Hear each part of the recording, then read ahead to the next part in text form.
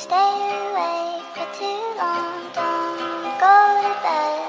I'll make a cup of coffee for you. Dari kawasan Jalan Jenderal Sudirman nomor 219 Kota Padang Sidimpuan, 105 FM Your Lifestyle. Rekan Raw masih bersama dengan Una tentunya di sore hari ini yang bertugas untuk menemani ruang dengar kamu semua. Dan seperti biasa untuk Rabu sore di formasi pukul 5 kita ada ceramah bersama dengan Kemenak. Dan saat ini sudah ada bersama Ustadz salah satu narasumber kita yaitu Ustadz Yasir. Jadi mari kita sapa terlebih dahulu ya rekan Raw. Assalamualaikum Ustadz. Waalaikumsalam warahmatullahi wabarakatuh. Apa kabarnya di sore hari ini Ustadz? Alhamdulillah sehat. Alhamdulillah. Insyaallah. Tema kita di sore hari ini adalah pesan pertama Rasulullah setelah berhijrah ya Ustadz. Iya betul. Bisa dijelaskan sedikit Ustadz kenapa Ustadz memilih tema kita di sore hari ini adalah pesan pertama Rasul setelah berhijrah? Ya, bismillahirrahmanirrahim. Alhamdulillahi rabbil alamin wassalatu wassalamu ala asyrafil anbiya'i wal mursalin wa ala alihi wa ashabihi ajma'in. Allahumma la ilma lana illa ma 'allamtana innaka antal alimul hakim. Allahumma 'allimna ma yanfa'una wanfa'na bima 'allamtana waj'alna minal rasyidin. Allahumma amin. Rekan Raw yang dirahmati Allah Subhanahu wa taala, insyaallah sore hari yang berbahagia ini kita akan membahas satu tema yang sangat penting sekali. Kenapa tema ini sangat penting untuk kita bahas, untuk kita kaji? Tentu ini adalah pesan pertama baginda Rasul sallallahu alaihi wasallam setelah beliau sampai ke kota Madinah dalam perjalanan beliau dari Makkah ke kota Madinah dalam perjalanan hijrahnya. Jadi apa pentingnya kita membahas tema ini? Kita tahu rekan Raw jamaah sekalian bahwa Rasul sallallahu alaihi wasallam berangkat dari kota Makkah menuju kota Madinah dalam perjalanan hijrah, perjalanan yang suci, perjalanan dalam rangka mengamalkan ataupun menjalankan perintah Allah Subhanahu wa taala. Jadi karena ini adalah pesan pertama baginda Rasul kepada kita semua umatnya dan secara khusus kepada sahabat-sahabatnya di kota Madinah, maka ini sangat menarik untuk kita kaji. Apa sesungguhnya pesan beliau pertama kali setelah berada di kota Madinah? Inilah yang melatar belakangi kita untuk membahasnya di sore hari yang berbahagia ini. Tentu agar kita tahu apa pesan pertama baginda Rasul sallallahu alaihi wasallam itu. Sebagaimana banyak orang mengatakan bahwa pesan pertama itu tentu sangat berkesan dan sangat penting. Tidak mungkin Rasulullah memberikan sebuah pesan kalau itu tidak berharga. Dan pesan inilah yang akan kita bahas satu persatu nanti. Di sini ada 4 pesan beliau dan luar biasanya pesan ini ditutup dengan kalimat tadakhulul jannata bisalam. Tatkala kita bisa mengamalkan pesan-pesan baginda Rasul ini, beliau memberikan sebuah garansi, memberikan sebuah jaminan kepada kita umatnya dengan jaminan masuk surga.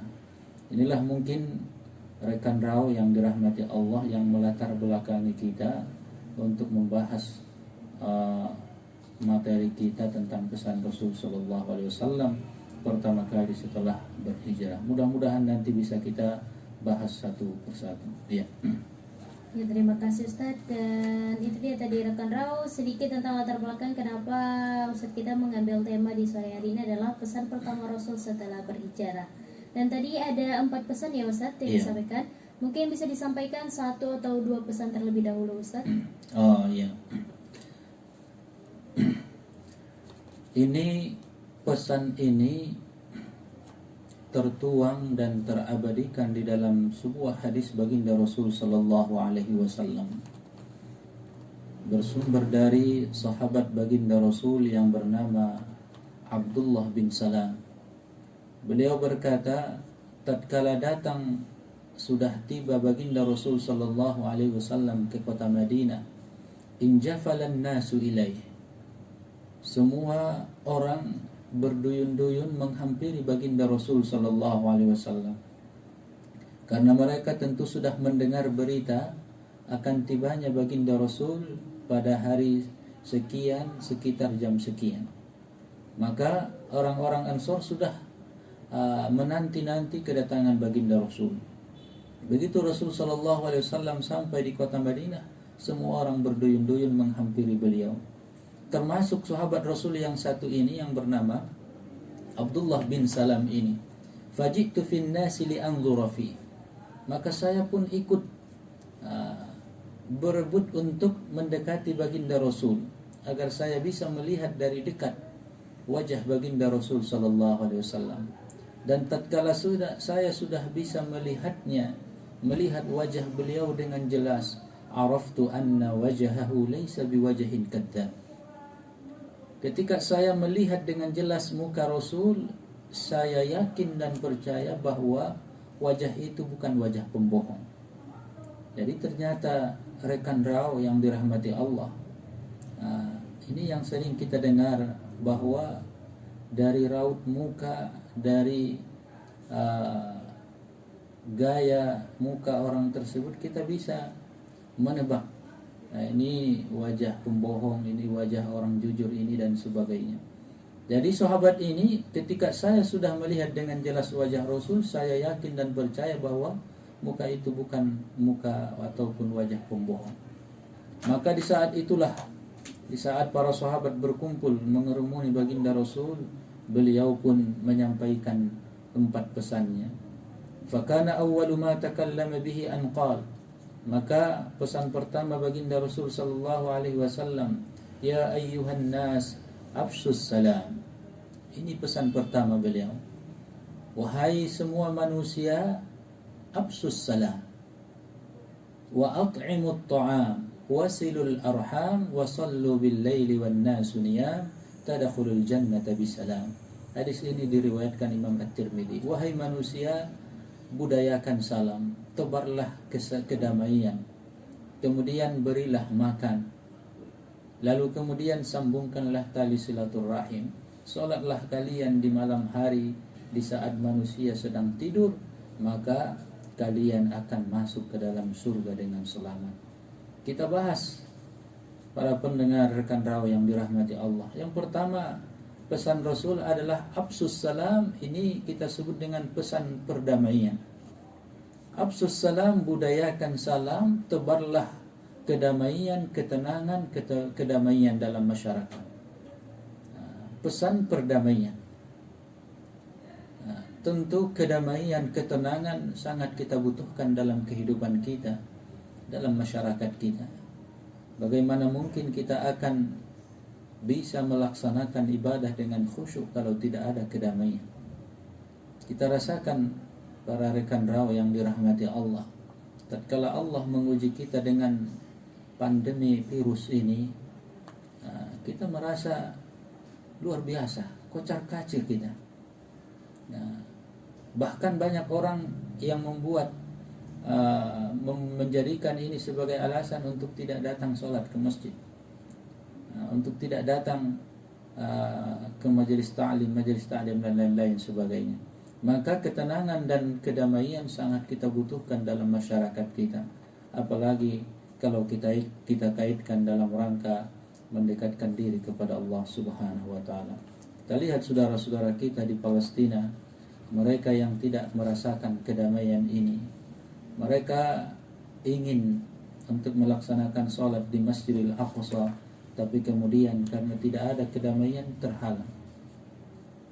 Saudara-saudara kita di Syria, di Yaman, di Libya, di Afghanistan, di Irak dan lain-lain sebagainya, bahwa kita tidak akan merasakan nikmatnya kedamaian kalau kita belum merasakan kita sedang dalam bahaya. Tapi kalau bahaya sudah datang, baru kita merasakan duhai nikmatnya ketenangan dan kedamaian itu. Maka pesan pertama Rasul kepada kita umatnya adalah untuk menciptakan masyarakat yang aman, damai, tenteram. Melalui apa? Melalui membudayakan salam. Salam itu adalah salah satu nama Allah, Asmaul Husna. Assalam artinya kedamaian. Maka tatkala kita sering-sering mengamalkan Assalamualaikum waalaikumsalam warahmatullah, maka itu adalah doa sekaligus itu adalah Asmaul Husna.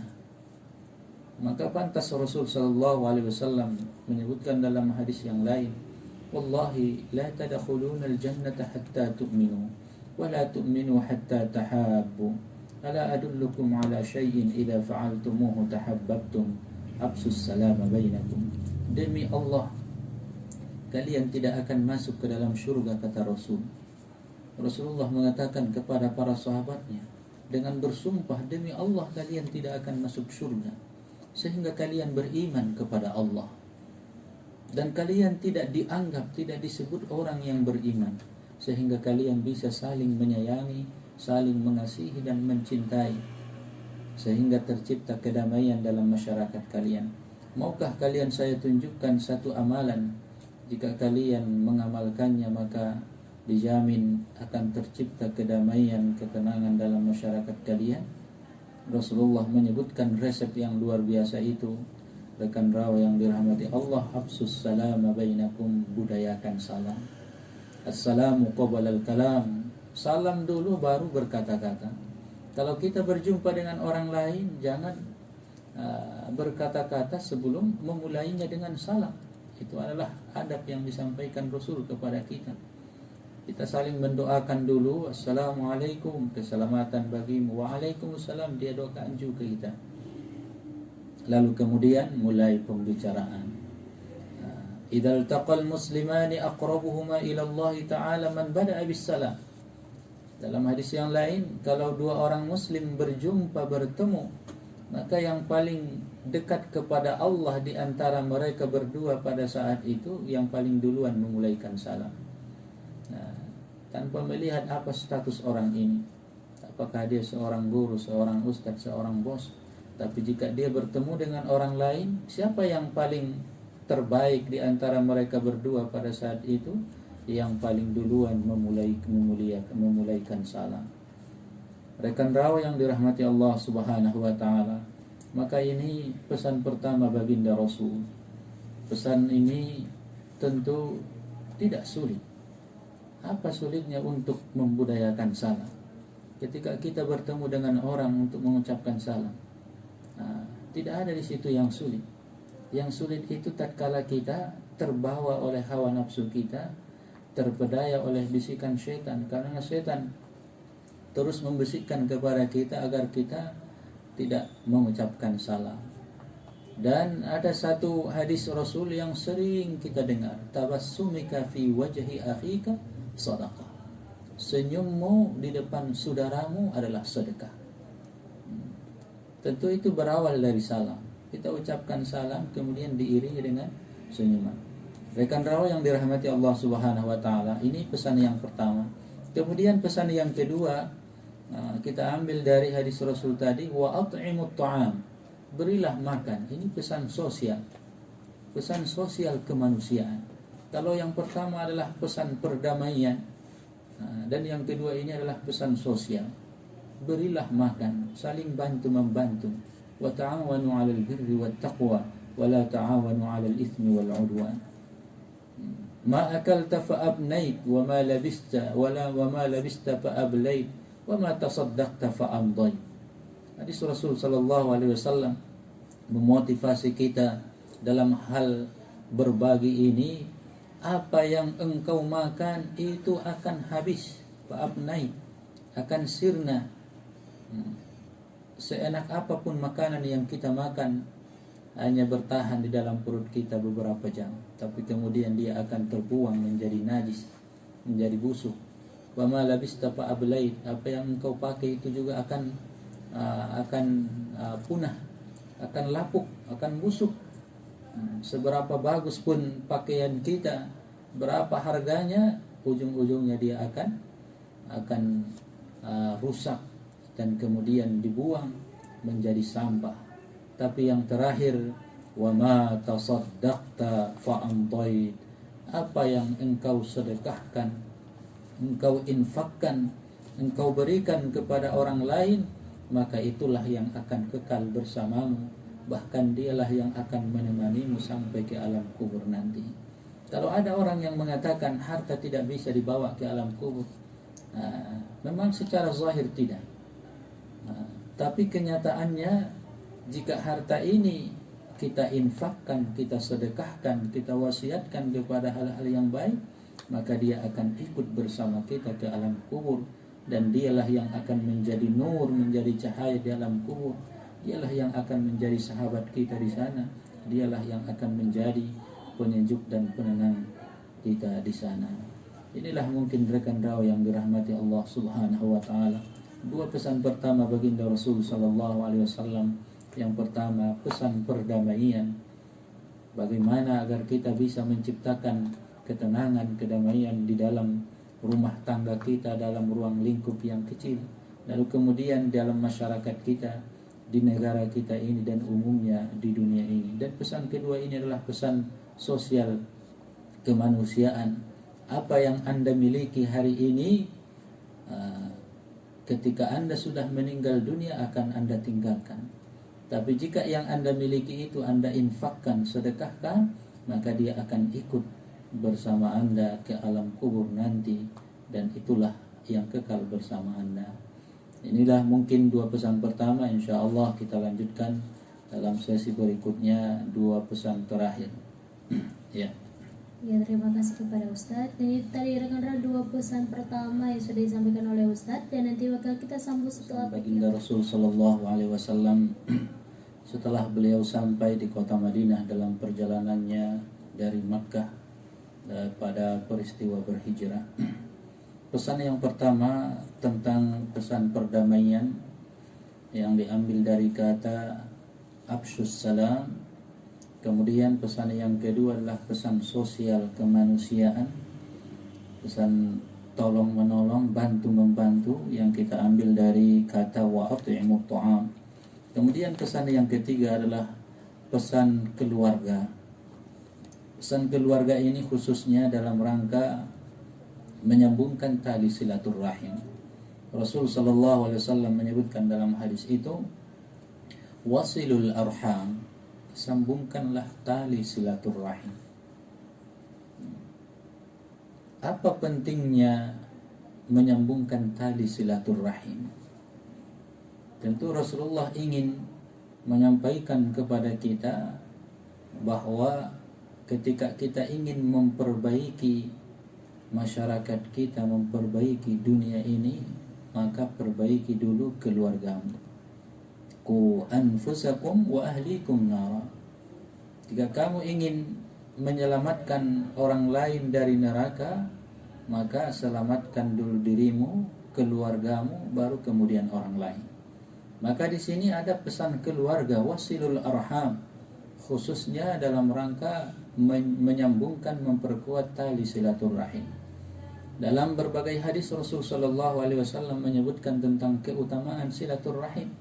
Man ahabba ayyubsata lahu fi rizqihi wa yunsha'a lahu fi atharihi falyasil rahimah. Barang siapa yang ingin dibentangkan baginya rezekinya, Allah lapangkan rezekinya, Allah berikan keberkahan kepada umurnya, maka hendaklah dia menyambungkan tali silaturrahimnya. Rekan yang dimuliakan Allah, sahabat-sahabat yang dimuliakan Allah Subhanahu wa taala, yang dimaksud dengan tali silaturrahim adalah ikatan yang ada hubungan darah ataupun karena sebab adanya tali pernikahan, perkawinan. Itu yang disebut sesungguhnya silaturrahim. Jadi menyambungkan tali silaturrahim, menyambungkan persaudaraan, menyambungkan hubungan yang ada sedarah dengan kita.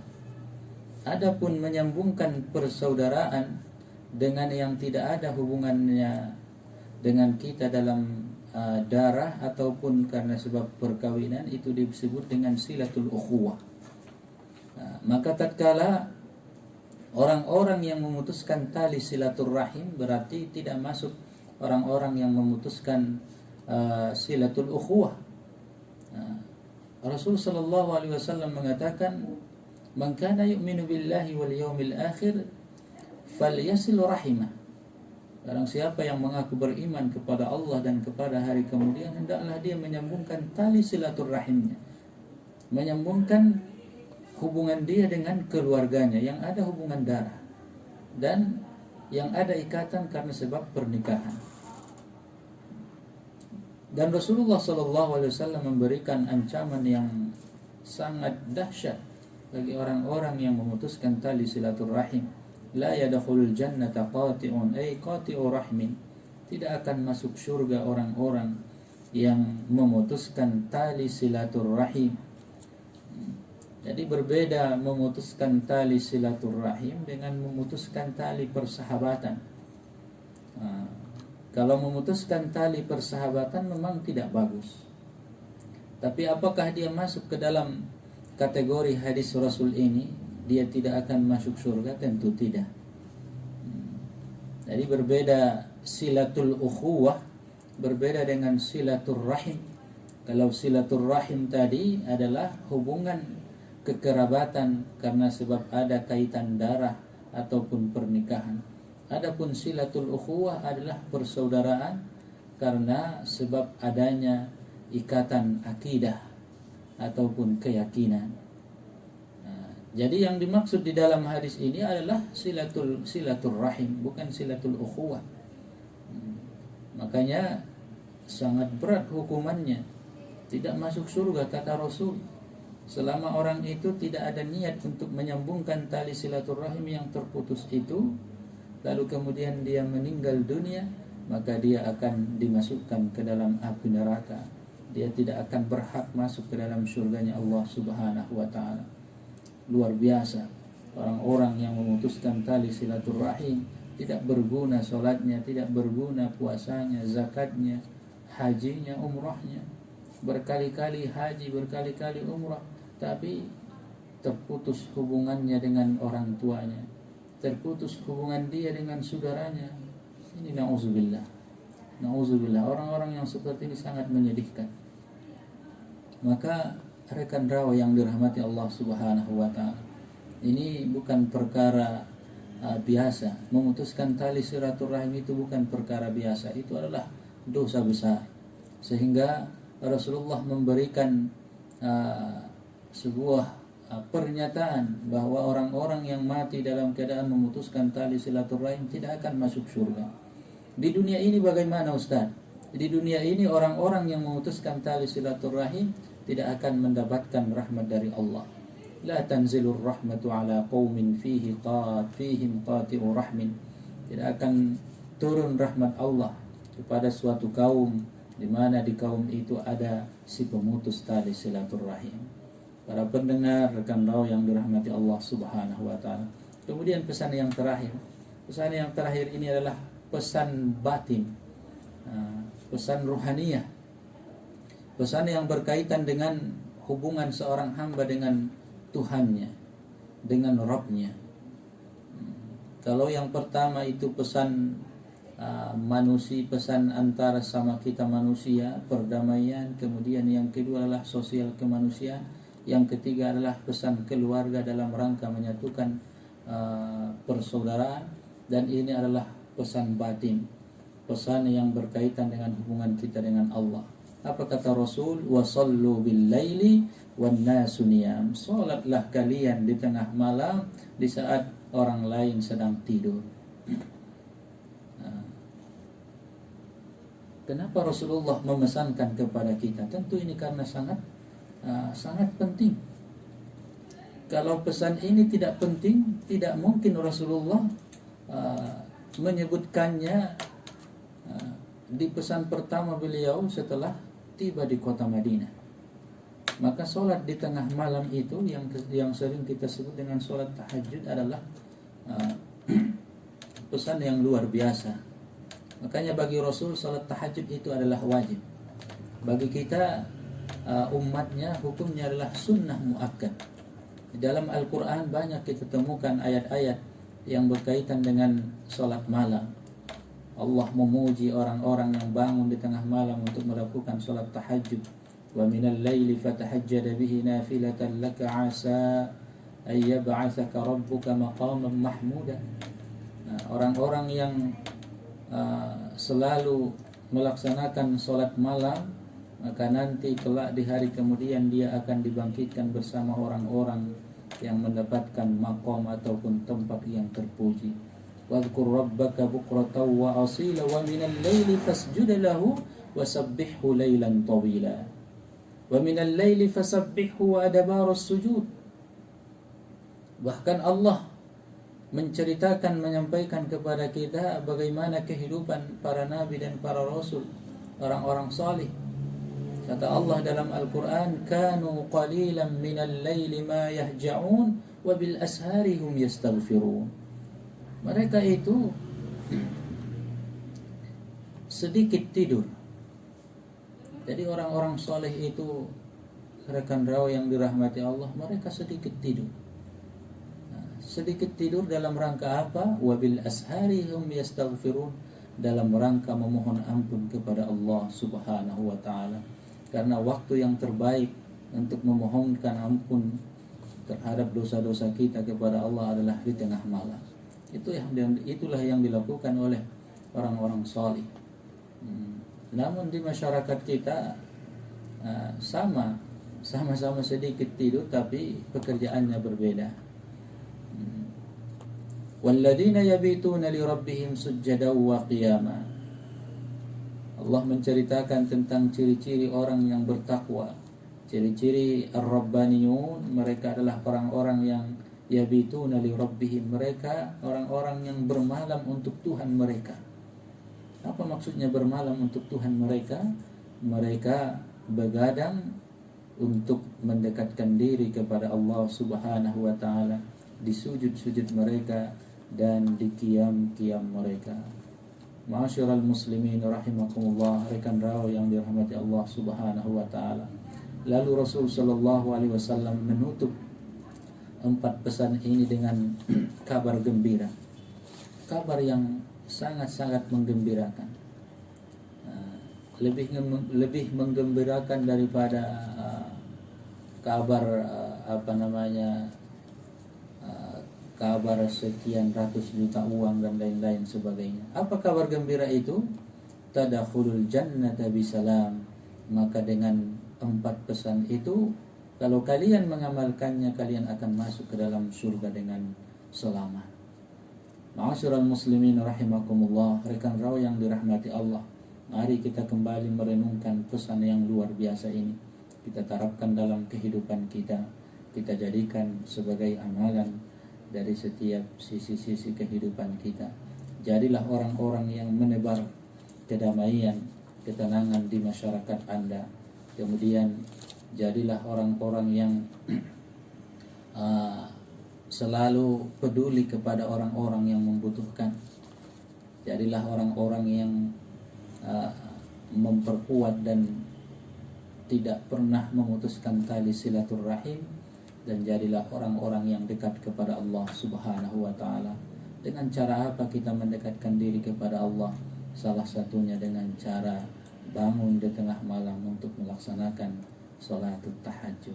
Inilah mungkin pesan beliau kepada kita semuanya, bukan hanya kepada kaum Ansar, tapi kepada setiap orang yang mengaku Muhammad itu sebagai nabinya.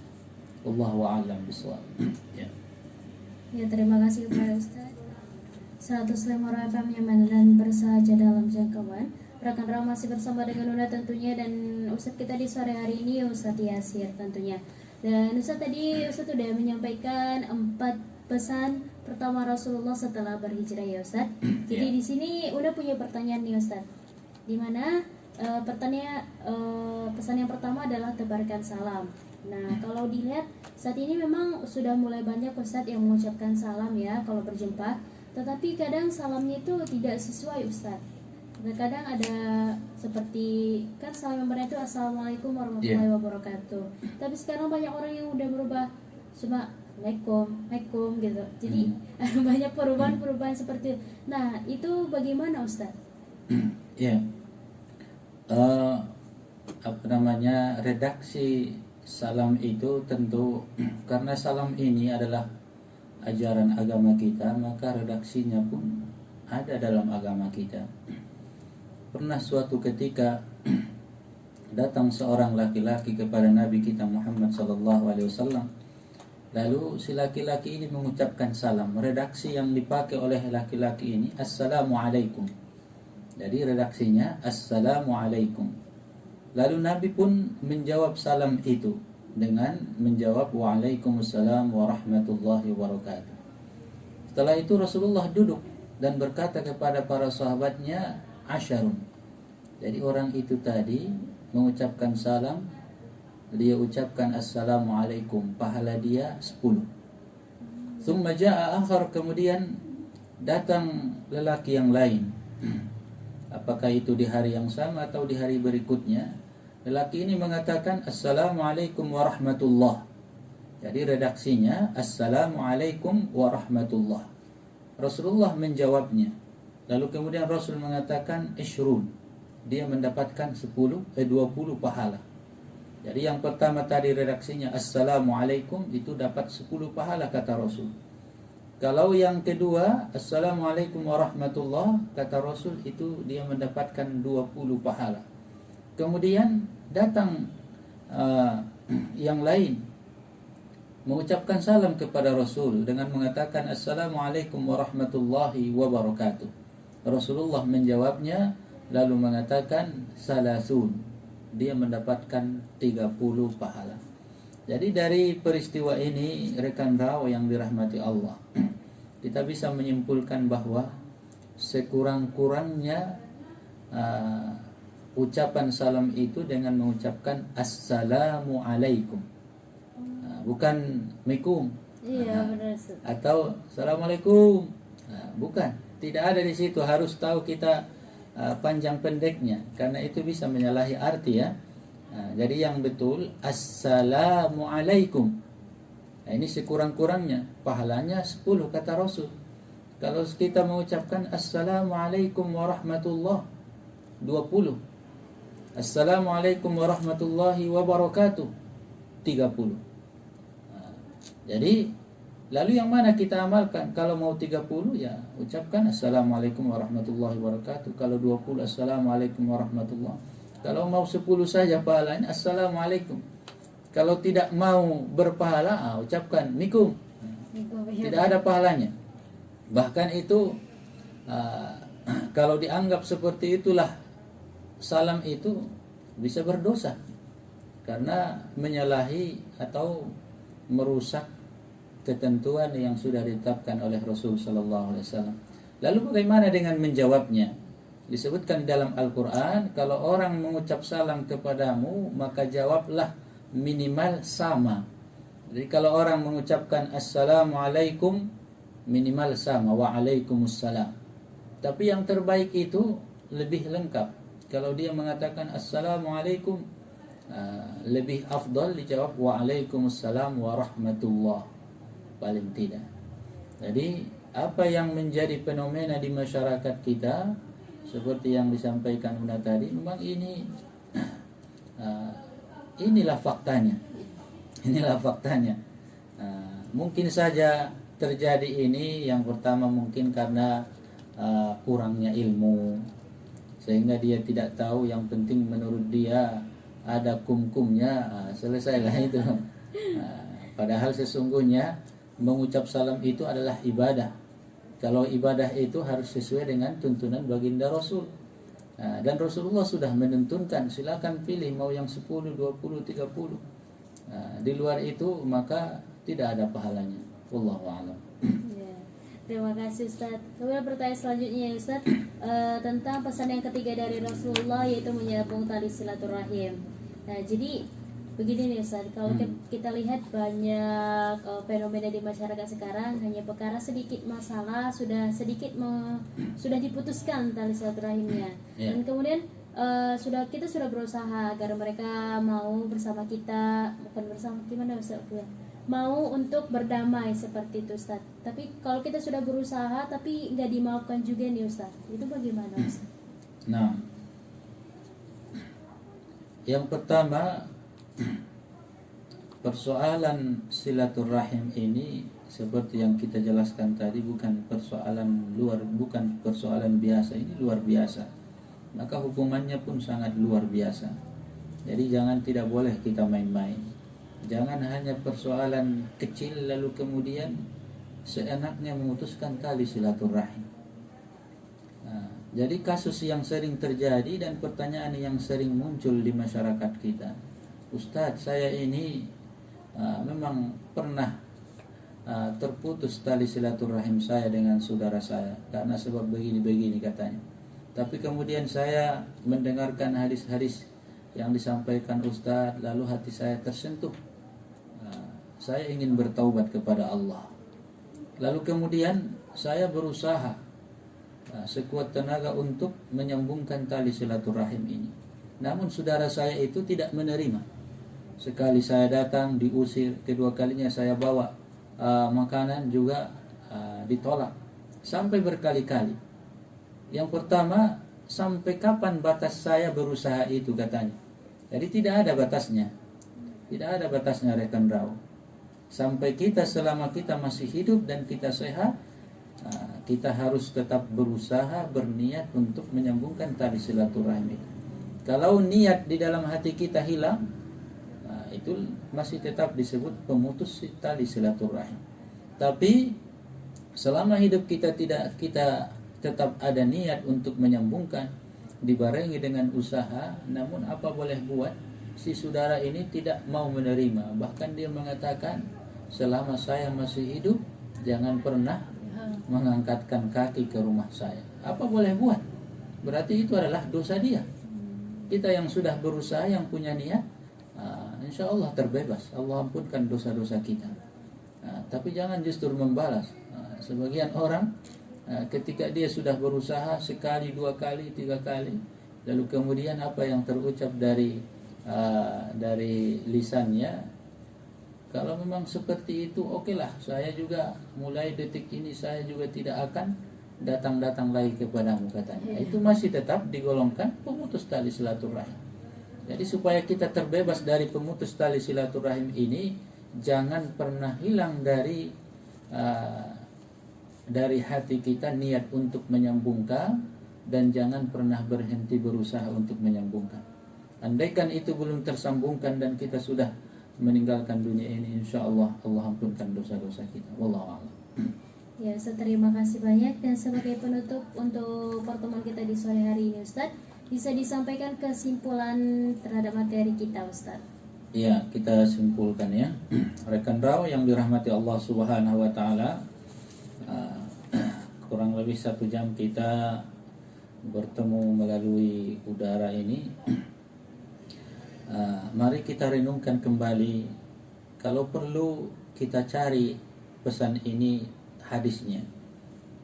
Silakan lihat di internet, di Google, dengan mengetik misalkan pesan pertama baginda Rasul setelah berhijrah. Insyaallah akan muncul hadisnya.